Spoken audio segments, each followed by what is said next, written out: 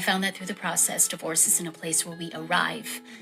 It's entering a new chapter of life with many nuances and no one-size-fits-all handbook. One moment you're relieved, feeling like you've conquered something significant. Then suddenly, waves of emotions hit you all over again. It's a side of divorce that isn't often discussed, especially when there are kids involved.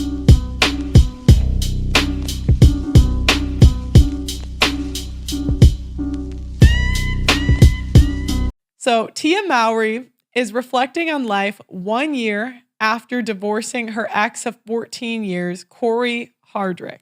On Wednesday, Tia shared a candid video on her Instagram recapping the life lessons she's learned since her split. Recovering from a divorce feels like a whirlwind journey. So remember, this is a pattern. A lot of times when it's a social media thing, it's always a journey.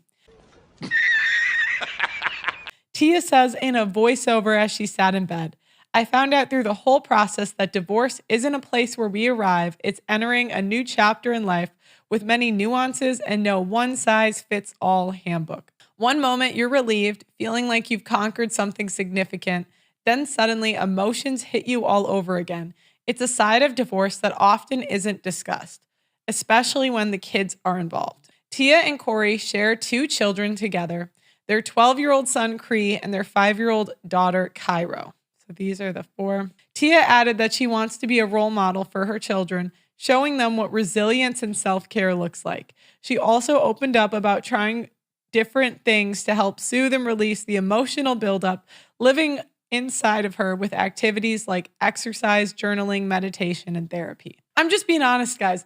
I look at this and I think, does this scream mature adult woman? Sometimes I think that a lot of these divorcees are mentally still teenagers, like 15 tops. While reflecting on everything she's been through, Tia became emotional and began to cry.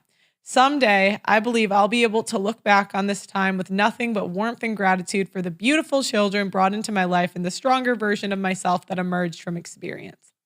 As women, we take our power back by sharing our stories and bringing any deep shame we hold from the experience to light. I love you guys." The Game star and her ex were married 14 years after tying the knot in 2008. The 2 initially met back in 1999. Tia announced their separation in October 2022, and they officially divorced in April 2023. Tia concluded her video by asking her followers to share their experiences with divorce to collectively help the healing process. I found that through the process, divorce isn't a place where we arrive. It's entering a new chapter of life with many nuances and no one-size-fits-all handbook. One moment you're relieved, feeling like you've conquered something significant. Then suddenly, waves of emotions hit you all over again. It's a side of divorce that isn't often discussed, especially when there are kids involved. Do you see how mad this kid is? He's so sick of being on his mom's social media. Really him. You're a victim. Here we go, CSI.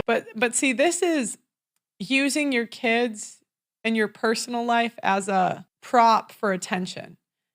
And generally what this means is it's a proxy because they don't have people in their real life. You strive to be a role model, teaching them resilience and self-care.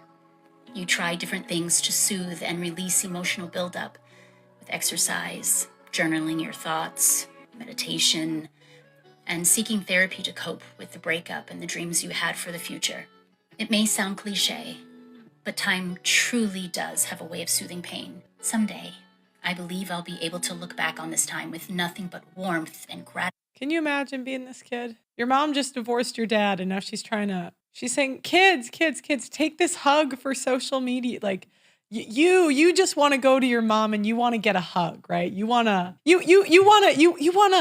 say, "Mom, I just want a hug and I want it to be amazing and I want to feel so good." And then your mom says, yeah, that's fine. But let me just record this for my Instagram. Stop it. Okay, honey, we can do it. Just hold on. Let me just set the camera here. Okay, kids, come on. Can you imagine what life is like? For the beautiful children brought into my life and the stronger version of myself that emerged from the experience. For anyone who is going through this, I would love to hear your experience.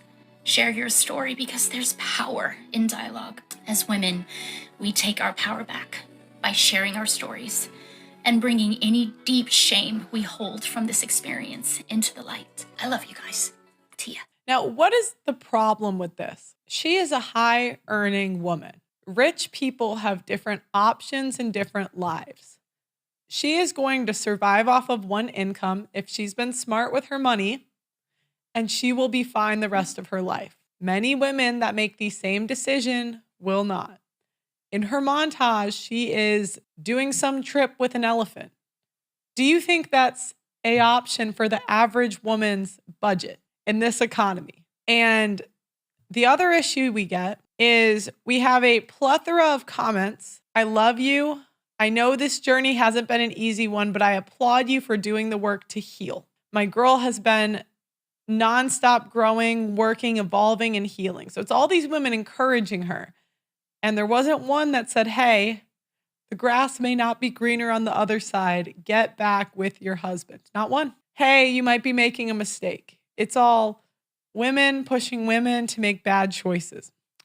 And what I love is so many people say I make things up. They say I'm just like making up some of these things. Yeah. And I go on TikTok and there's a plethora of women just posting their divorce stories. Not One, I want you to take notice of a couple things. These women come from all different types of backgrounds that I'm going to show you. And I want you to ask the question if this makes it seem like they take marriage as a serious commitment. not okay. People seem to think that getting a divorce and having time away from the kids is a luxury, but I feel like it's anything but that. This might just be because I don't always have friends and family nearby to hang out with me, so it can feel really lonely. The first thing I did today was go to the gym for a quick chest and cardio workout. Afterwards, I headed to the pool because the weather was beautiful and I wanted to start my new book. Reading has been the only thing helping me these days, and I was fully prepared to spend the day here until I heard a buzzing behind my seat and found this massive hive of bees. I cannot begin to tell you how fast I booked it out of there. I didn't even make it to page 5 of my book until I made a run for it. These are moms with kids, right? This is something you would think to see from someone early 20s, teenager, right? Mothers with kids vlogging their divorce. I was going to try to eat healthy today, but honestly, after that fiasco, I deserve some In-N-Out. Also, look at this bookmark I found of younger me today that will help remind me of the love I deserve. I'm only 6 months into the divorce, but my entire identity has revolved around being a mom for the last 10 years. So adjusting has been hard, but I'm excited for what comes next. Well, okay. An unglamorous day in my life as a divorcee moving on to a sailboat. First I got up and then we drove to Bed Bath & Beyond. We had to go to 2 Bed Baths & Beyond because the order that I wanted, they couldn't fill it at one. So we went to the first one, which was an hour away, 3 shopping carts worth. But look at how cute that these green pool towels are going to be. I'm going to embroider them with the boat name, I think in like a peachy color. This was the car after the first stop. After that, we went to Cava and got lunch. And then after we ate lunch, we went to another Bed Bath & Beyond and to Target where we bought cleaning supplies. And then we went to Best Buy, which I forgot to film, but we got an iPad there and then drove back to the boat. This is the car all full. I didn't realize it was a still picture and had to load it up in these carts and take it back to the boat. And that's my boat. And here is all of the mess in the kitchen. And we just kind of unloaded that. It's a work in progress for sure. And then we did some work. I tried to set up the iPad. It's not going well. And then we realized that we forgot to buy salt and pepper and also food. We meant to go, but we didn't. And so we had toast on eggs for dinner. But I actually think that this content will get a lot more interesting. Maybe it won't, and my life's over. Okay, bye. Healing after choosing to get a divorce can be unpredictable. Most days I'm fine, and I know I made the right decision, but I'm also ignoring that scary voice in my head that's telling me that I'm not going to be able to make it on my own. I have to tell myself every day that everything's going to be fine and it'll work itself out. I got married at 19, and I've been a stay-at-home mom the majority of the last 10 years, so he's all I've ever known. These days, I'm just winging it and living under the law of assumption. I deserve happiness, and everything will work out the way it's supposed to. We got to stop saying that. We got to stop saying that everything's going to work out statistically. We're in a lot of debt, but I hope it works out. I never wish anything bad on anyone, but I wouldn't bet on it. Or at least that's what I tell myself. I'm taking everything one day at a time, but thoughts haunt my mind with things like, will my kids hate me one day for leaving? Will I ever be happy? I wish choosing my They might hate you one day for leaving.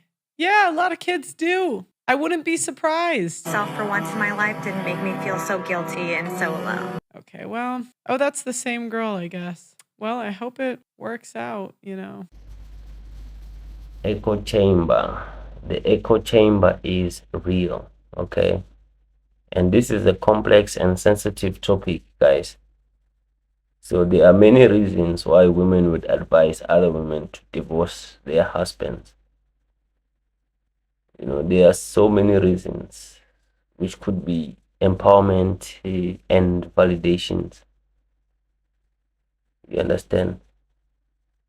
Maybe recognizing signs of toxic relationships, emotional, physical, and mental abuse, manipulation, control, you know, all those things. Encouraging self-worth and independence, you know, validating others and experiences and emotions, you know.